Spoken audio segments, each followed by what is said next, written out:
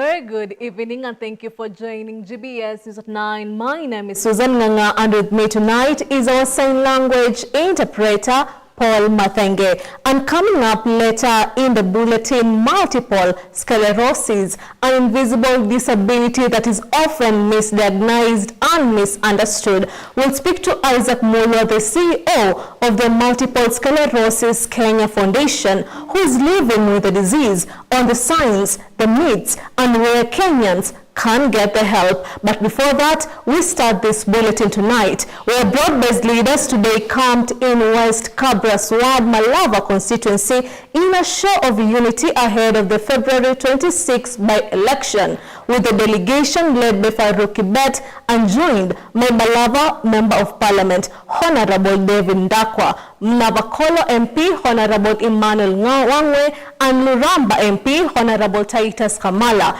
The leaders condemned the term as tribal and divisive politics from the opposition, urging residents to support the UDA candidate and emphasizing that leadership should be measured by tangible development. They also called for closer collaboration with President William Ruto to accelerate projects while commending ongoing investments in education and the progress of the Malava Summit Navakolo Road as key drivers of economic growth in the region.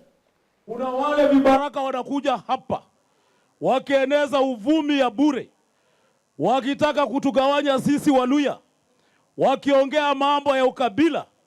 Na mimi nataka kuambia wale ambao wanaongea mambo ya ukabila Kenya hii. Halo? Wale wanaongea mambo ya ukabila Kenya hii, wakati wa ukabila uliisha. Sasa hii tuko Kenya moja, mtu mmoja. Ukija kuomba kura hapa, omba na ukitumia manifesto yako. Ukisema utafanyia nini watu wa hapa. Shala kwa hapa saa hii, anasema zile vitu atafanya na serikali iko hapa. Saa hii mnasikia mambo ya stima inakuja. Halo? Shule tunajenga. Halo? Barabara mheshimiwa Ndakwa atapitisha. Halo? Dini nyingine kuna daraja nimesikia hapa inakuja kujengwa. Halo? Hawa wakikuja hapa watu wangu, abone kura sharaka. La mwisho, Mheshimiwa Rais amepanga hii serikali na anaendelea kupanga serikali yake. Naomba na warai watu wangu, tusiwe nje ya serikali. Tusiwe nje ya hii serikali. Kwa sababu 2032 baada ya Mheshimiwa Ruto, tunataka uongozi utoke hapa Nandi ufike wapi? Mheshimiwa Ruto alivumilia nyuma ya rais, former rais Uhuru. Akawa mpole ili akapata hiyo kiti. Mimi naambia Waluya, viongozi wa hapa Kakamega, tafadhali tuache matusi, tuache kutukana hii serikali ambayo iko, so that mheshimiwa akimaliza, Mheshimiwa Ruto, hii pass apeana ikuja hapa Western. Wangapi wanataka uongozi ukuje Western? Tuone. Haya, tuone salamu za Ruto mwisho. Nikisema Ruto mnasema tutam. Ruto. And still on politics, the National Assembly Speaker, Honorable Moses Wetangula, speaking as chief guest during prize-giving day ceremony at Pate Secondary School on Pate Island, Lamu County, earlier today, reaffirmed Parliament's commitment to safeguarding the national government constituency development funds, describing it as a protected public resource that directly responds to the needs of the citizens. Zipora Gaturia with more details. Speaker Moses Wetangula said the National Assembly fully supports and will continue to protect the CDF. Citing its transformative impact on grassroots development across the country, emphasized that the fund complements rather than duplicates the work of the county administrations by focusing on community identity priorities, particularly in education and infrastructure. Naona hii shule imejengwa na CDF. Na Mama Roida, hii ndio huwa nawaambia bunge, lazima to protect NGCDF. Na tunaunga mkono uamuzi wa koti ya upeo kwa kusema ya kwamba CDF is not in competition with national government or with county governments. He noted that the CDF remains protected public money specifically designed to benefit ordinary citizens at the constituency level. The Speaker added that the funds empowers local community to take part in decision making. It is protected money from the national government kusaidia mashinani, lakini CDF tukiweka tunaajia mama kama mbunge wenu na nyinyi wenyewe kuamua ni nini mnataka kujenga. Nataka kuhakikisha CDF uchumi ikikua, CDF pia inapanda, ili tuje tutengeneze classrooms kama haya. Former Kiambu Governor Ferdinand Waititu has filed for a review of his 53.5 million bail terms, proposing a reduction to 20 million cash or security via land or vehicles amid ongoing corruption appeal proceedings. The application argues he has compelled with court attendance and faces challenges securing the original bank guarantee set in 2025. Waititu was convicted in February 2025 for graft involving 588 million road tenders, sentenced to 12 years or a 52.7 million fine, but granted bail pending appeal on health grounds with a 53.5 million condition he initially proposed. Multiple prior bids to vary terms, cash deposit reductions were rejected as lacking jurisdiction or new evidence.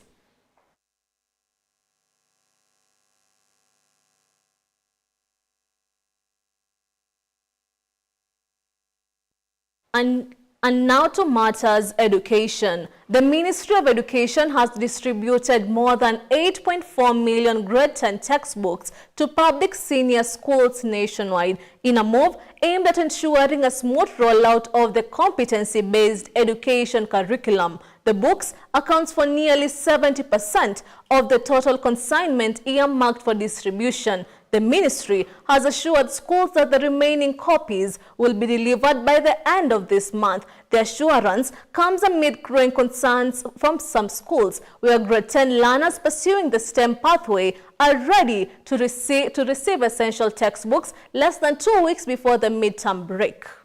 It has been more than a month since grade 10 learners reported to various senior schools across the country, but in some institutions, learning has yet to fully take off. A section of school heads has cited transition challenges, teacher preparedness gaps, limited infrastructure, and a severe shortage of textbooks as key obstacles slowing down academic activities. In a bid to calm fears over delays for this pioneer cohort under the new system, the Ministry of Education now says significant progress has been made. More than 8.4 million textbooks have already been delivered to public senior schools, representing over 70% of the total books planned for distribution. According to a statement released on Sunday, distribution levels vary across regions. As of February 13th, Nairobi County leads with its 6.7% distribution, followed by the Central Kenya region at 80.81%. The Western region stands at 79.77%, Nyanza at 75.4%, and Rift Valley at 67.46%. Eastern region has recorded 64.9%, Coast region at 60.2%, while the Northeastern region trails at 48.57%, the lowest in the country. The nationwide textbook distribution exercise was officially launched in January 2026 by Education Cabinet Secretary Julius Migozo Gamba and remains ongoing in several counties. The ministry is working with 21 contracted Kenyan publishers to facilitate the exercise, including Kenya Literature Bureau, Oxford University Press East Africa, East African Educational Publishers, Longon Publishers, Story Moja Publishers, and other approved local firms. For many schools, the ministry's reassurance comes as a welcome relief. Concerns had mounted over the shortage of learning materials, particularly for the science, technology, engineering, and mathematics pathway, leaving schools uncertain as the midterm break approaches in less than 2 weeks. The ministry has further confirmed that out of the 1.6 million textbooks ordered specifically for the STEM pathway, 1.2 million have already been distributed. Printing of grade 10 textbooks is now at 93.89% complete, with officials assuring schools and stakeholders the delivery of the remaining consignment will be finalized by the end of February 2026. This is Jeff Oboki, GBS TV News, Nairobi. In efforts to strengthen tourism and expand the economy of the North Coast, the launch of the new Vipingo airstrip will introduce new flights connecting Nairobi to Vipingo in Kilifi County. The move aims to provide greater convenience for tourists visiting the North Coast, particularly Kilifi County, as well as homeowners, investors, golfers and business travelers, while elevating the country's profile as a hub for tourism and investment. Very exciting times for us. Connecting Kilifi County, connecting Vipingo to Nairobi is really important. It's going to really boost this area. Connectivity is the heart of growth. And Vipingo as an area is starting to grow, it's starting to really boom. And so our partnership with Skywood is going to allow that to develop and to connect in with Nairobi. It's very exciting, and I'm very much looking forward to seeing what's going to happen to Vipingo Ridge and the whole area as a whole. I am happy to see that Alex and Philly would approach us, because for a long time we felt Vipingo was exclusively for a certain type of person. But them coming to Skyward, where we thrive in being a Kenyan airline, an airline for anyone, is not for a specific exclusive class. So that aspect shows us that Vipingo is also becoming that space that is for everyone, and investment is for everyone, tourism is for everyone. So we hope that this flight means that we can open up Kilifi County. Today's experience is wonderful. We took only 1 hour through Kunda. By 15 minutes we're here, so one hour, 15 minutes. The pilots are excellent. The services offered to us are excellent. The crew members are good. Landing here, I thought the experience would be very uncomfortable, but he had a firm grip. And so I can say generally, I'm very... And with that, it is time for us to take a short break. Keep your feedback streaming into social media platforms at GBS TV Africa. The SMS line is always 21144. We'll be right back. So today we are diving into a topic that has become rather popular right here in Kenya, the K-pop culture. I would say K-pop invokes creativity, like mega creativity. I have friends who are creative, and you see you've done that, and they're like, yeah. An ex told me that K-pop girls, K-pop stan girls, who's like, the men you stan look like women, and you aim to get a man that looks like that. So if you fail to find a man like that, because obviously you're in Kenya, you're not going to find a pretty man. For me, it's like I have two personalities at this point. I have my normal life and I have my army life. Because when I get into my army life, it's just like a whole new world. A community full of people who don't judge, people who accept you.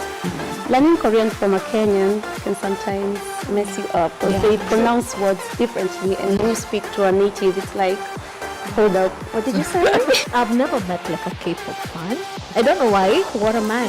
No, not when people want to like express themselves like, I'm a K-pop fan. Unless you see them like wearing like a branded t-shirt or a branded hoodie, you realize that they're K-pop fans. The main campaign of BTS is loving yourself, right? And K-pop has a lot of drawbacks, just like anything else. Too much of something is poisonous, And one of the drawbacks is it comes with beauty, because they have these absurd beauty standards. Well, BTS passed this message that you're supposed to love yourself, embrace yourself. You're just perfect the way you are. You don't have to eat less to be beautiful. You're beautiful from the inside, right? Get into BTS, it's hard to come out. Okay.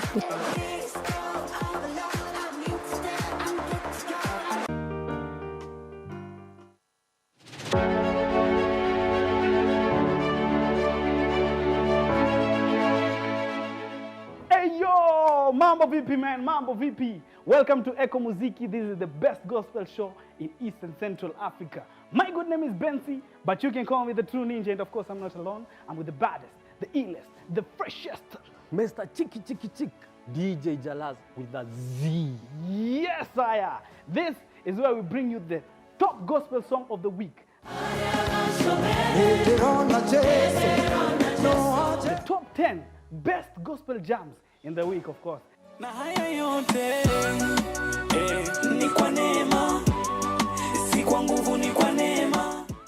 And of course, we bring you the best gospel news. And of course, the freshest interviews from from the best guests.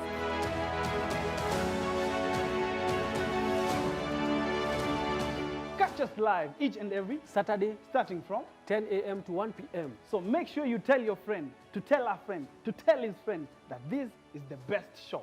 Only on GBS TV Africa. Africa.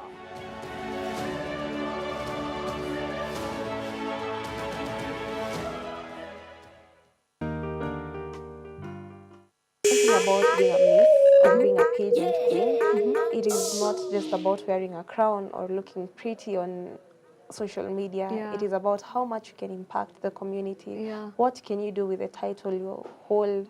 I'm actually a young model in the industry. I Okay. started modeling this year in school. Oh. Actually, I used to go to International Youth Fellowship where we had a modeling class. I used to study fashion and design, and we had a modeling class. So I am high fashion trained. Yeah. On Instagram, kelly.omuhaya. On TikTok, Miss Omuhaya. Now tell us about that moment when you had your name that you won Miss Kasarani 2025-2026. What I would like to advise you is keep going. Keep going. Put God first. Be resilient. Be a go-getter. Find joy within yourself. Walk with pride. Chin up. Smile. You are a queen. He who is in you is greater than he who is in the world. That makes me always rise, knowing that I have something that is greater than what people can see. Yeah.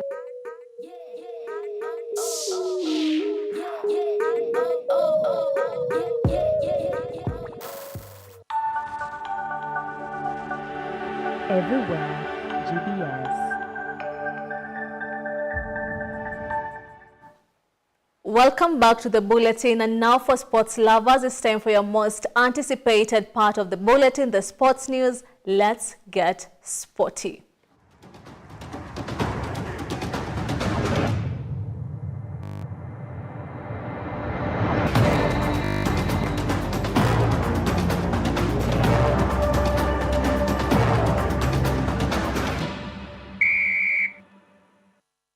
The Kenya Women's National Rugby Sevens team endured a roller coaster weekend at the Nyayo National Stadium during the opening leg of the 2026 HSBC Sevens Division 2. Led by Captain Sheila Chajira, the Lioness produced a stunning 15-12 comeback win over Brazil after trailing 12-0, but suffered a series of narrow defeats, including close losses to China and South Africa, with mixed second conversion proving costly. Despite finishing 1 win and 4 losses, their fighting spirit stood out as they now shift focus to the next leg in Montevideo, Uruguay.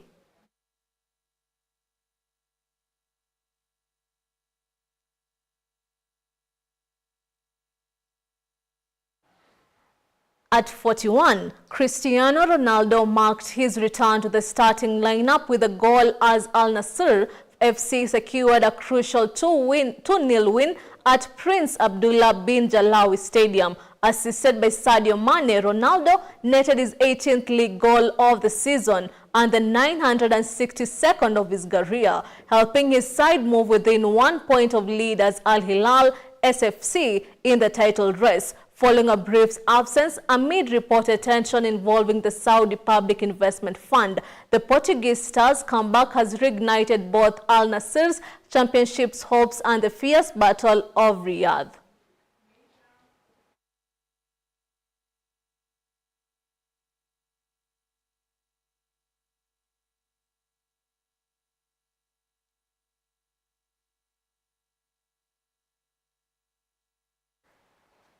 Defending champions Gor Mahia FC secured a crucial 2-1 victory over APS Bomet FC at Bomet County Stadium to stay top of the SportsPesa Premier League table.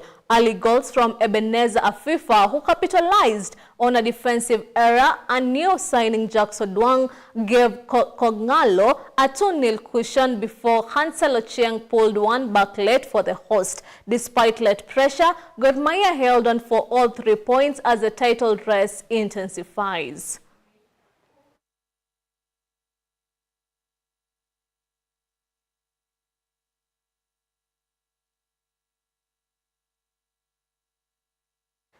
Kenya's Shujaa enjoyed a strong run at the opening leg of the 2026 HSBS 7th Division 2 at Nyayo National Stadium, thrilling home fans with an unbeaten streak en route to the final day. They secured an impressive wins over Canada, Belgium, Germany and Uruguay, but fields 21-5 to a clinical USA side in the final match, with George Oro scoring Kenya's only try. Despite the defeat, Shujaa claimed a bronze medal and 12 crucial promotion points, marking the Nairobi Sevens a successful start to their careers as they now look ahead to the next leg in Montevideo, Uruguay.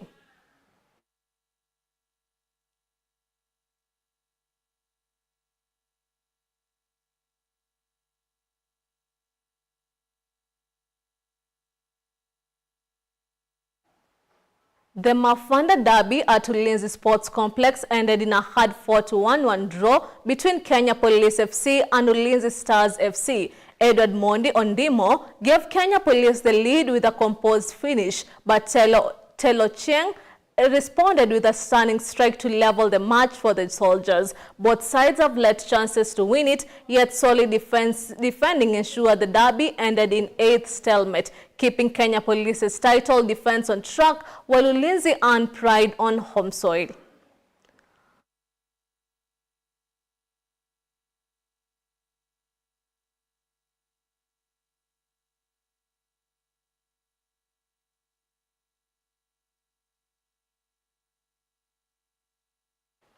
The FA Cup fourth round delivered a dominant wins for Giants and a stunning upset. Arsenal thrashed Wigan 4-0 at the Emirates, while Manchester City beat Salford City 2-0 and a Liverpool cross past Brighton 3-0. The shock of the weekend came at Turf Moor, where Burnley were knocked out 2-1 by League One side. Elsewhere, Leeds United advanced on penalties against Birmingham. West Ham needed extra time to overcome Burton, and Sunderland edged Oxford United, setting up an intriguing fifth road round.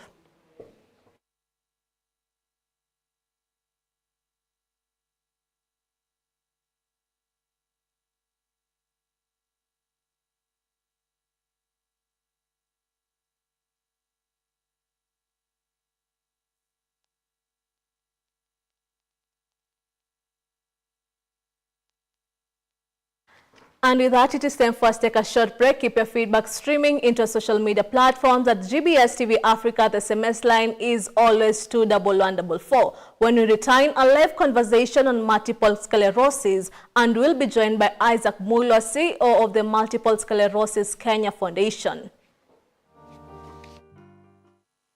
So today we are diving into a topic that has become rather popular right here in Kenya, the K-pop culture. I would say K-pop invokes creativity, like mega creativity. I have friends who are creative and you've done that, and they're like, yeah.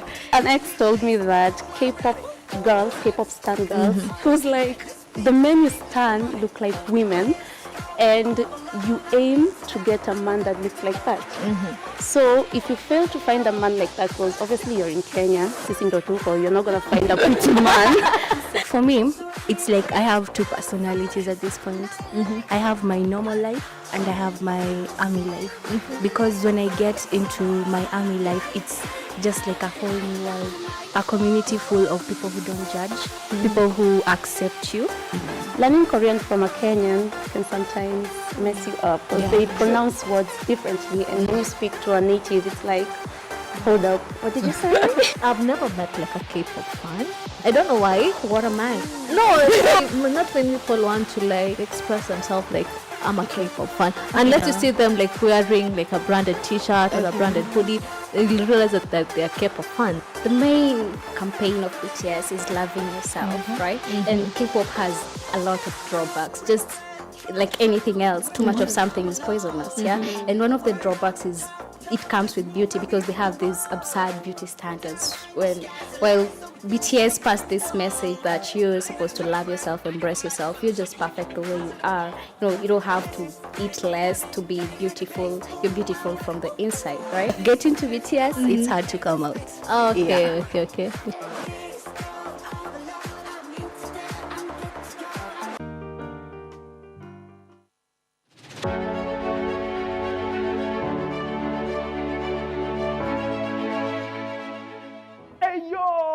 Mambo VP, man. Mambo VP. Welcome to Echo Muziki. This is the best gospel show in East and Central Africa. My good name is Bensi, but you can call me the true ninja. And of course, I'm not alone. I'm with the baddest, the illest, the freshest.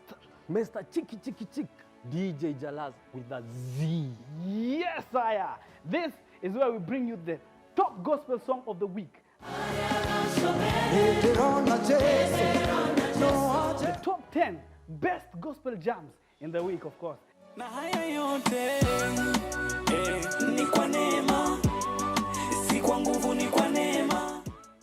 of course, we bring you the best gospel news. And of course, the freshest interviews from the best guests.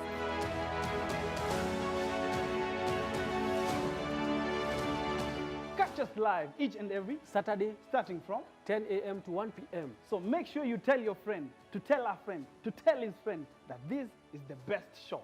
Only on GBS TV Africa. Africa.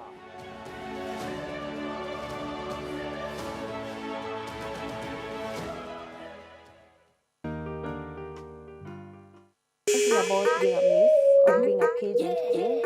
It is not just about wearing a crown or looking pretty on social media. Yeah. It is about how much you can impact the community. Yeah. What can you do with the title you hold? Actually, a young model in the industry. I Okay. started modeling this year in school. Oh.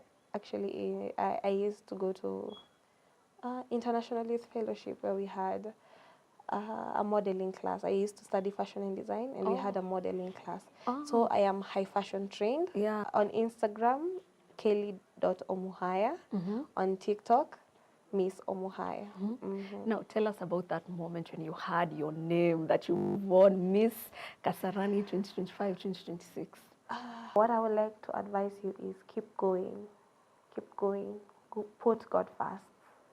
Be resilient. Be a go-getter. Find joy within yourself. Walk with pride. Chin up. Smile. You are a queen. He who is in you is greater than he who is in the world.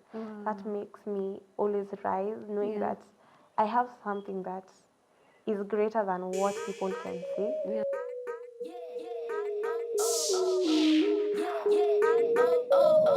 So today we are diving into a topic that has become rather popular right here in Kenya, the K-pop culture. I would say K-pop invokes creativity, like mega creativity. I have friends who are creative and you see you've done that and they're like, yeah.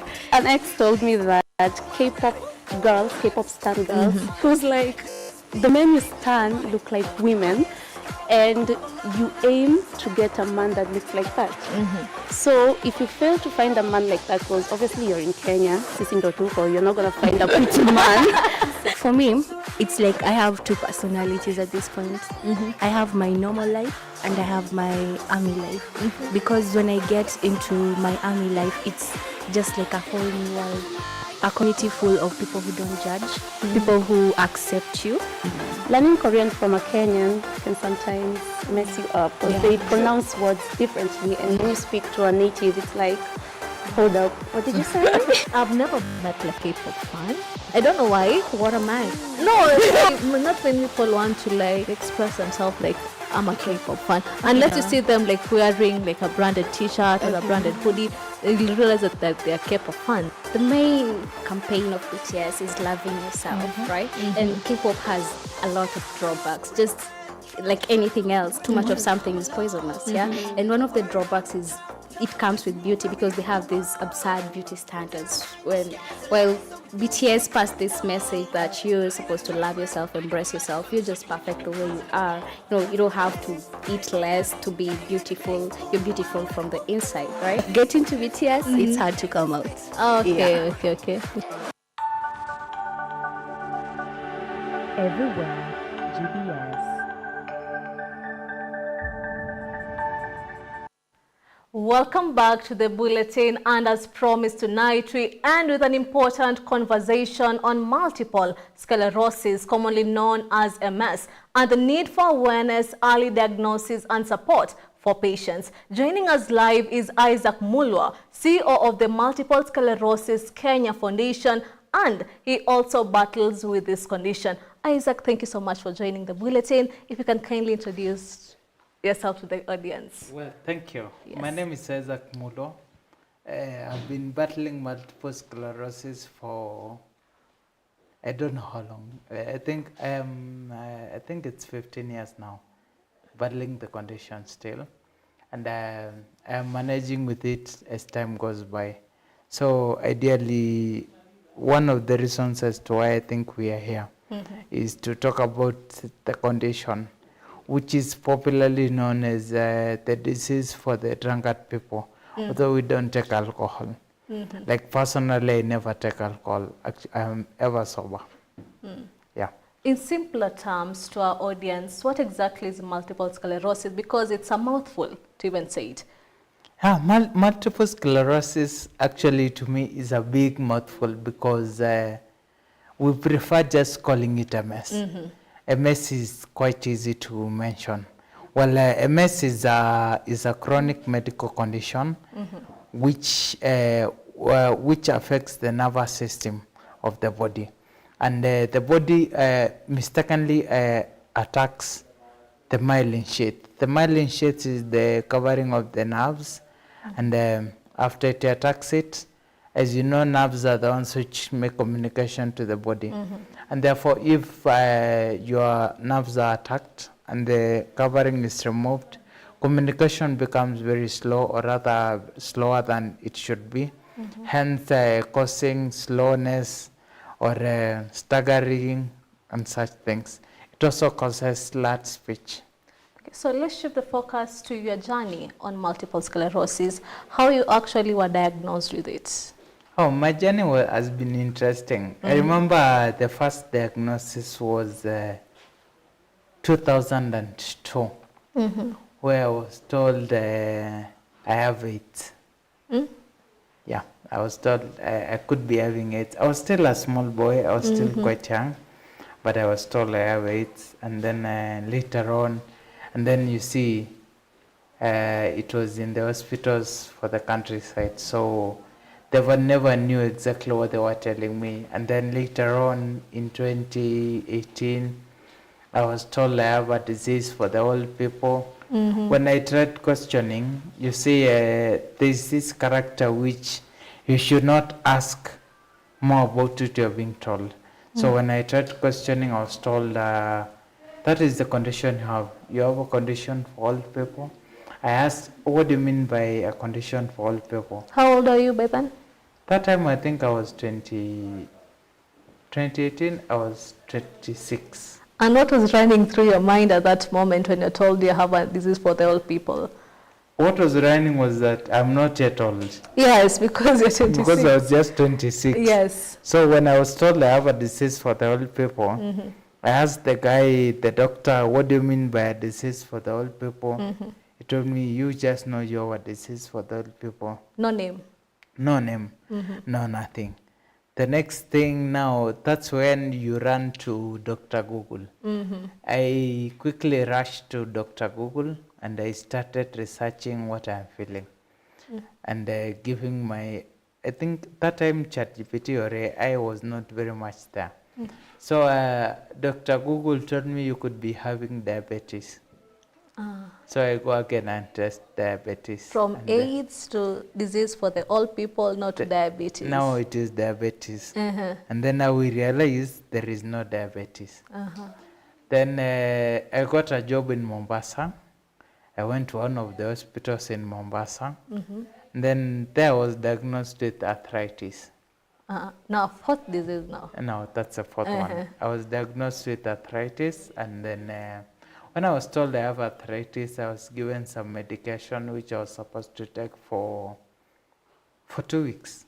Then the thing with medication is when you are taking drugs, you should at least be feeling better as time goes by. Yes. You should be progressing on quite well. But when I was 1 week into the medication, I realized I am not feeling any better. So I went back to the hospital and I told them, I might not be a doctor, but I am an accountant by profession, by training. I told them I might not be a doctor, but one thing I know is that The drugs are not working. The drugs are not working. And also the other thing I know is that the problem is not in my legs. The problem is somewhere in my brain. In your brain. Somewhere, I don't know where, but I think it is here. So that doctor was very rude. He told me, we are the ones who know how to do these things. You cannot teach us our profession. If we told you you have arthritis, you have arthritis. Then I threw my hands, which is popularly known as kurusha mkono. Yes. So I threw my hands and then I said, I look for a way myself. So the next thing was now looking for a doctor who deals with anything neurology. I didn't know what neurology is, but my good doctor Google is the one who told me there is something called neurology. So me, I started looking for a doctor who deals with neurology. I called a friend of mine who was handling my insurance that time. I asked him, where do I go? I am feeling this and this and this. I've gone to this hospital, nothing is forthcoming. He told me, go to neurology center, somewhere in Upper Hill. Just go see any of the neurologists. I asked him, what do they treat? He told me they treat the brain. Because now, when he said neurologist, what came to my mind was a neurosurgeon. And I was like, so they are going to crack my head open and then do their things there. And then that's when I learned there's a difference between a neurologist and a neurosurgeon. So now I went to a neurologist. It's like, you see, people know what they are doing.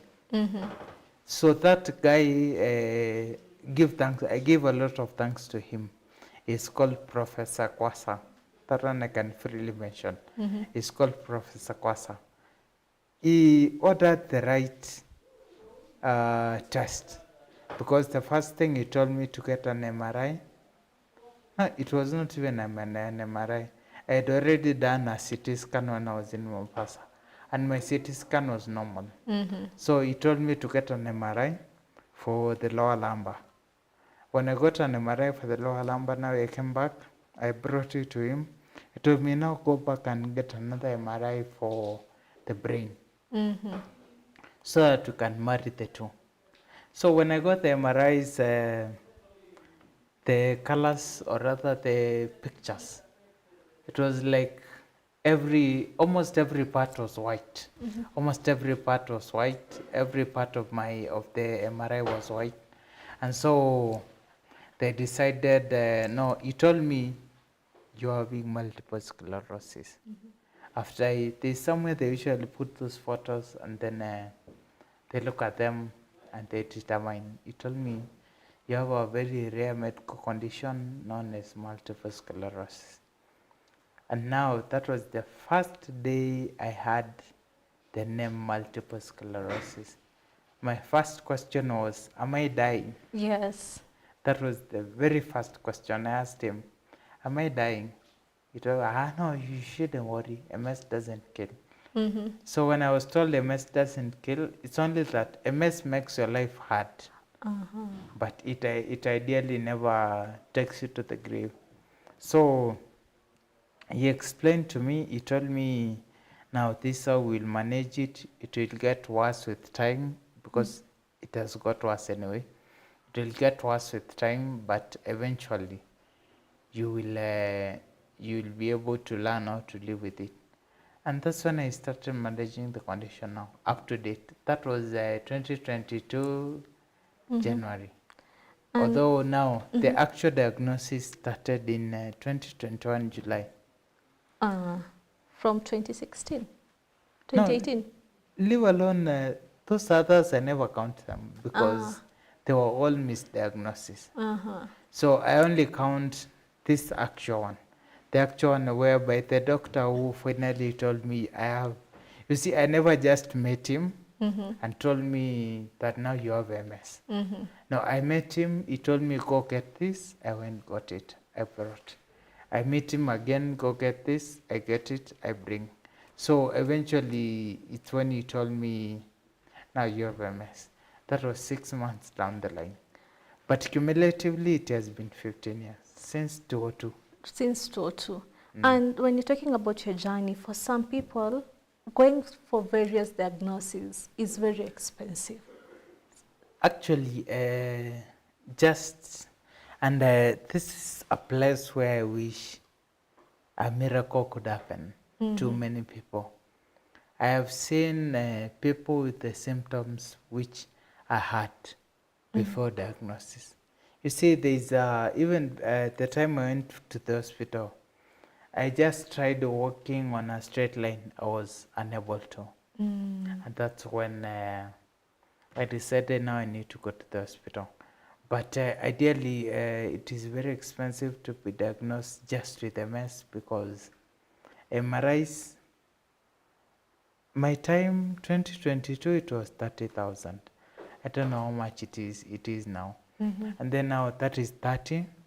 Then many people give up during the misdiagnosis phase. Because now MS now, the other problem with MS is that it's an elimination diagnosis condition, whereby you are diagnosed with one. Now they first test one, they don't find it. They don't find it. They So test they another. put that aside. They go to another one, they don't find it. They put that aside. There's no a specific way of now testing for MS. At least up to now, it is not there. But if it was there, it would be better. But if you see, if you have the money, once you test the first time and it is not there, it will be easier for you to go back and test again.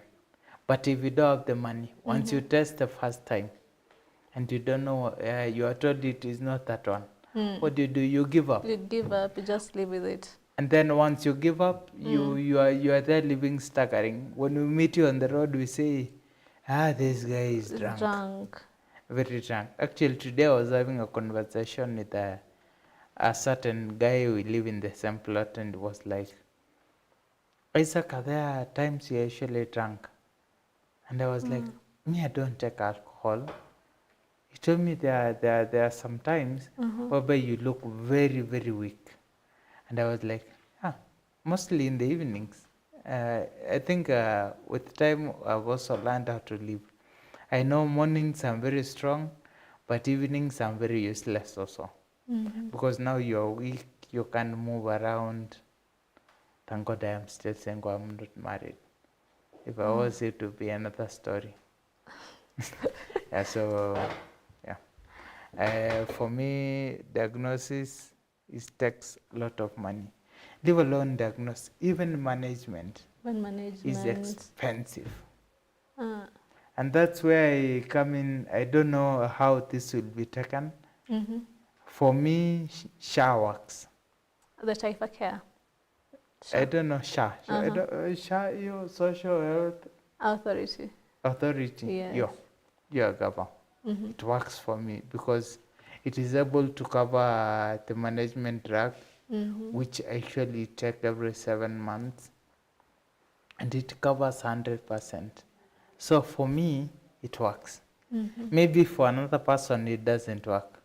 But for me, it works because I have a structured medication which I take. And that's why even during times of deliberation, we were deliberating chronic treatments be brought down. And they were surely brought down. They are down. They are honestly down. Okay, let's talk about your foundation.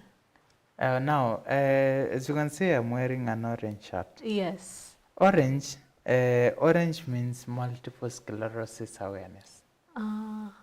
It's the color for awareness. And this is global. It's not just here in Kenya. It is not just for Multiple Sclerosis Kenya Foundation, MSKF. It is not just for us. It is global. And that's why you find that all MS organizations in the world, that is ours in Kenya, we have another one in Namibia, another one in South Africa, there's one in Nigeria. Yeah, that's all. In Africa, MS is under researched and under diagnosed also. So talking about MSKF, we are targeting early diagnosis.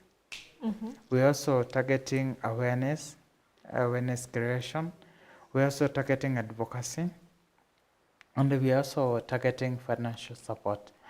We provide financial support to other patients of MS because, as I told you earlier on, MS is expensive to manage.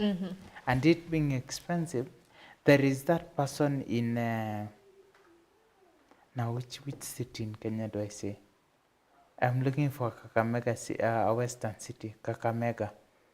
Yeah, they say there's that person in Kakamega or Busia or even Ukambani, where I come from, who is sick and but cannot afford medication. The medication, yes. So now we are supporting such people because they cannot afford. That person is just looking forward to getting to KNH.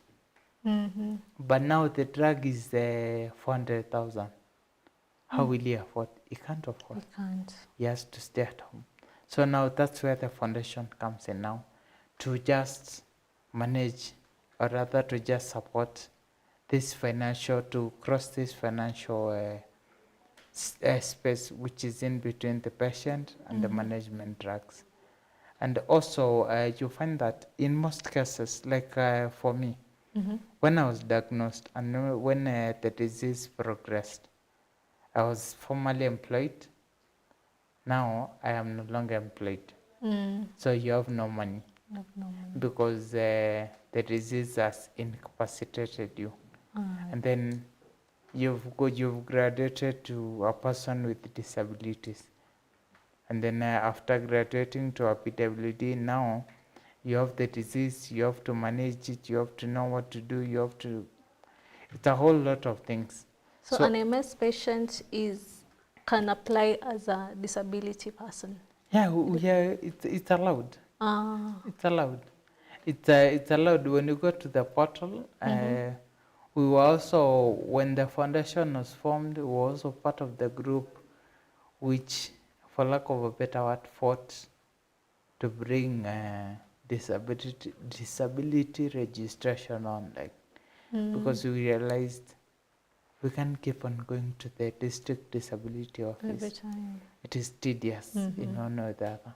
Like someone like me, nowadays, I would rather just remain in the house than go anywhere else. If I have to go, I ask myself, what if I don't go? Will it burn? And you see now that is another challenge, a whole new challenge of PWDs.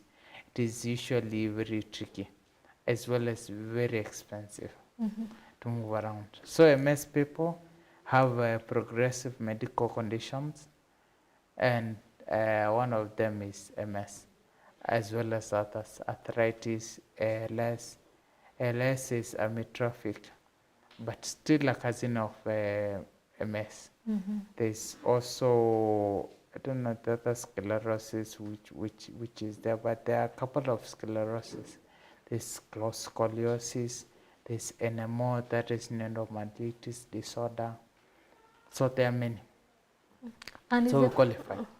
So, and the foundation, is it under the Ministry of Health? You see, the foundation, we registered as MS patients. So we work with the ministry. We cannot be under. There is no any non-governmental organization under. We just work with. We work with the ministry to ensure that MS patients, because we came to discover MS is there in Kenya. MS is present in Kenya, only that there has been no diagnosis in Kenya. So we work with the ministry, we work with the government, although not fully as we would wish to, because still MS, as I've told you, there's a lot of misconceptions. And then we're in Africa, and I think Africa is our business. There's also a lot of lack of concern, dismissal of things, negligence in Africa, and that's what we are calling upon people to stop doing. I was going through online today, trying to find one even patient of multiple sclerosis, and I couldn't find. There are not many patients out there, or patients who have come out like saying I have MS. You see, as I told you, MS is underdiagnosed. It is there, but not diagnosed. Most patients are not like Isaac. Isaac is outspoken. He will talk about it. And once he talks about it, someone else will hear. But now bring someone like Carol, let's say Carol now. Carol will be diagnosed, and then most of the patients usually give up. After diagnosis, they, I don't know the best words to use, but they kind of give up with life. They call back to the countryside where there is no internet. And then the misconception that umerogo, you've been bewitched. There is witchcraft. That misconception also has affected many people. So in as much as you've not seen, but now, since it is under-researched, we are promoting research on MS because it is no longer Western person's disease. You see, previously, MS was known as a disease for the Mzungu. The Western people. Yeah. That is previously. But now we've come to learn if people like Isaac already have MS, it means that MS is existing in one or the other. It is here. So we have to deal with it. We're also saying the reason as to why me, when I was diagnosed, I tried. Actually, today it's better when you write multiple sclerosis. At least you'll see mskenya.org. That is our website. But when I was diagnosed, I tried writing multiple sclerosis in Kenya. And the only thing I could say was multiple sclerosis, United States. So even on Twitter, there is not like really conversation about it, much conversation about it. And that is the conversation we are trying to push now. Because we want people to talk about MS. Because it is here. It is living with us. I have seen, as I told you, I've seen many people who have almost the exact symptoms which I started with. When I started, my speech was not slurred, but nowadays it is. When I started, my staggering was not as much as it is now. When I started, I could just walk normally, but maybe not in a straight line, but I could just walk normally. So ideally, the reasons as to why I can say you've not seen any is because we still require support in that sector. And that's why, by the way, we are calling upon partners, governments, professional people, that is neuros or other doctors, general practitioners who know about MS. And we're also calling upon insurances. Because you find that when you go to these insurances in Kenya, they don't insure people with MS currently because they consider us to be risky. But we are calling upon them. We're also calling upon other partners. We have a couple of them, and we are calling for more because it will be very good for us to achieve the goals which we have. And as you can see, we are not only dealing with Kenya. We are dealing with the entire Africa. At least the white person knows about MS, but the black one knows nothing about MS. So we are calling upon people to come partner with us. And if you can tell us about the statistics, if there is any, about people in Kenya actually living with MS right now. Actually, according to the data which we have we start with the world, then we downgrade to Kenya. There's a major partner which we have called Multiple Sclerosis International Federation. That is MSIF. We are a member body there. We have more than 4 million people in the world with MS. And now narrowing down to Kenya. And now those are the ones who have been diagnosed, who have been tested, and they know what they are suffering from is MS. But since MS is still under researched and diagnosed, the numbers are potentially more than that. Like now in the world, if we talk about 4 million, there is a possibility of having even 10 million. And now coming to Kenya, there are roughly around, let's say, 100,000 people with MS who have been diagnosed. They are less than 1,000, unfortunately, because of the diagnosis hiccups. As I was telling you, when you are diagnosed with the first condition and you lack money, you cannot chances go are through very high that you will process. not continue. So, and that's where the foundation comes in. If you suspect you might be having MS, come to us. We will take you through. Even if it means sponsoring you, we'll sponsor you to test, because we ideally are aware of what to test for, because we studied and realized through the data which we had, the people who have been diagnosed, they technically have, as in they have technically gone through the same things.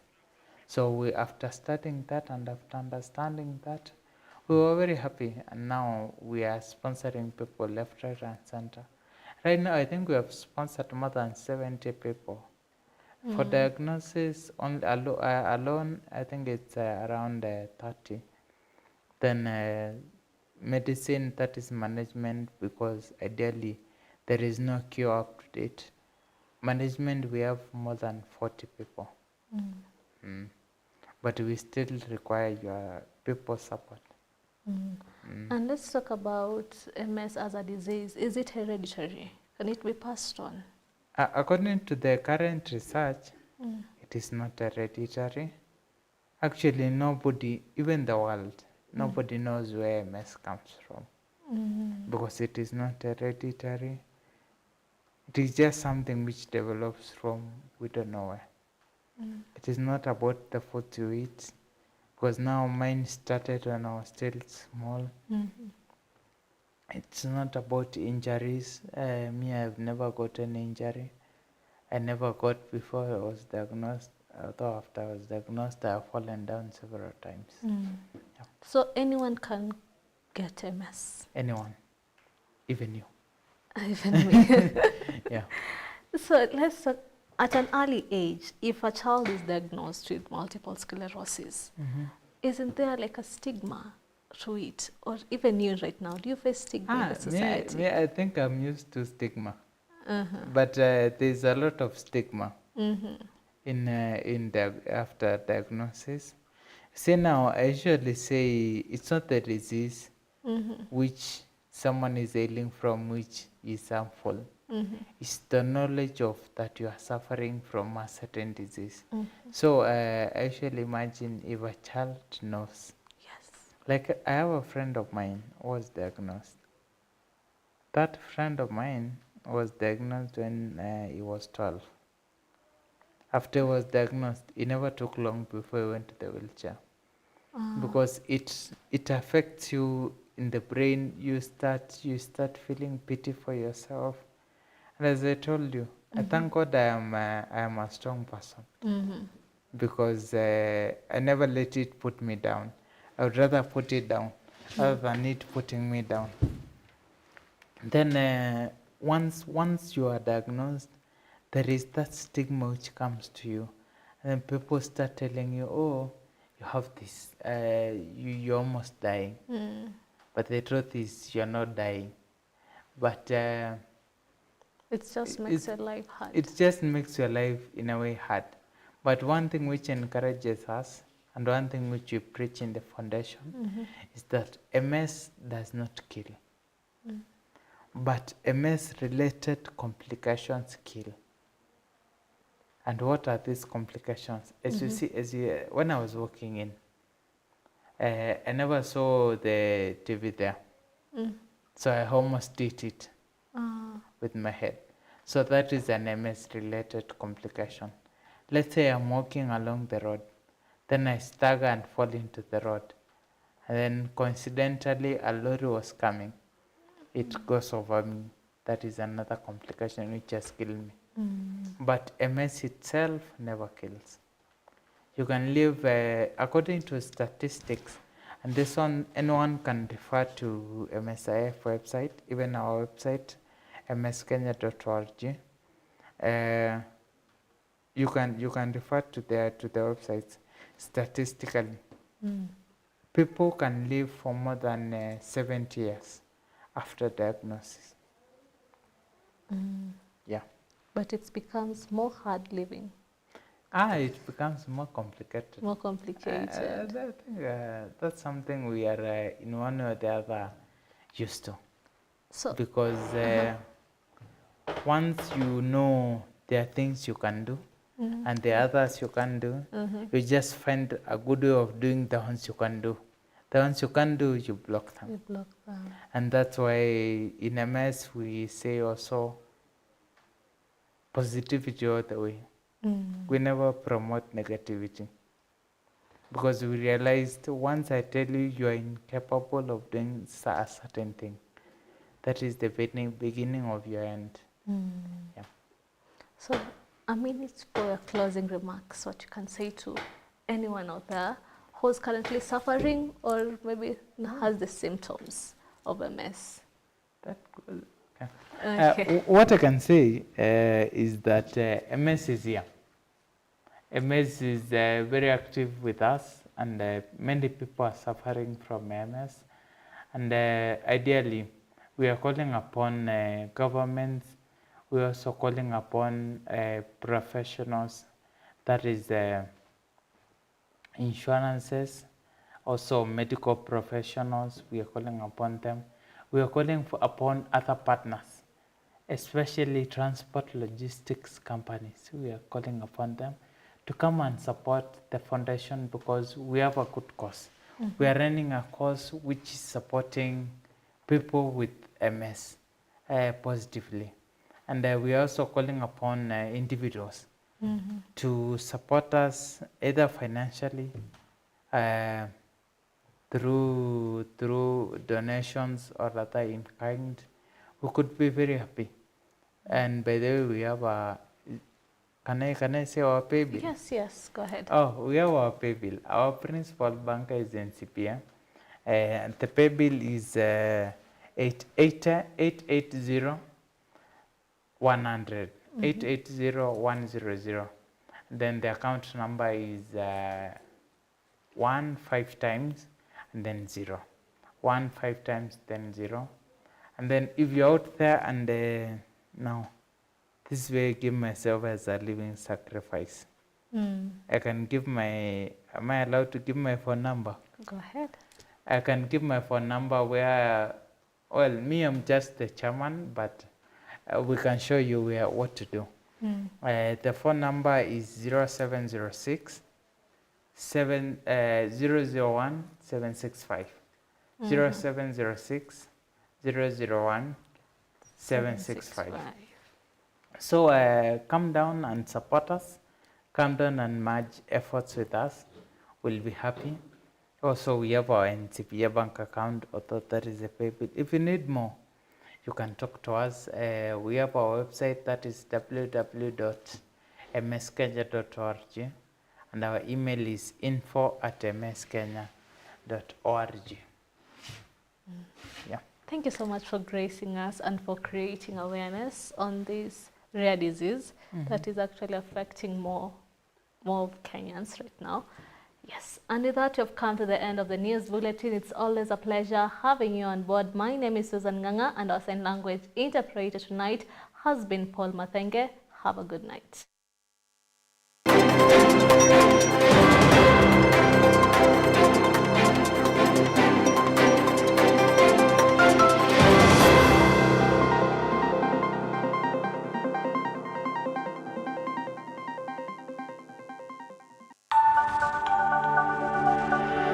Everywhere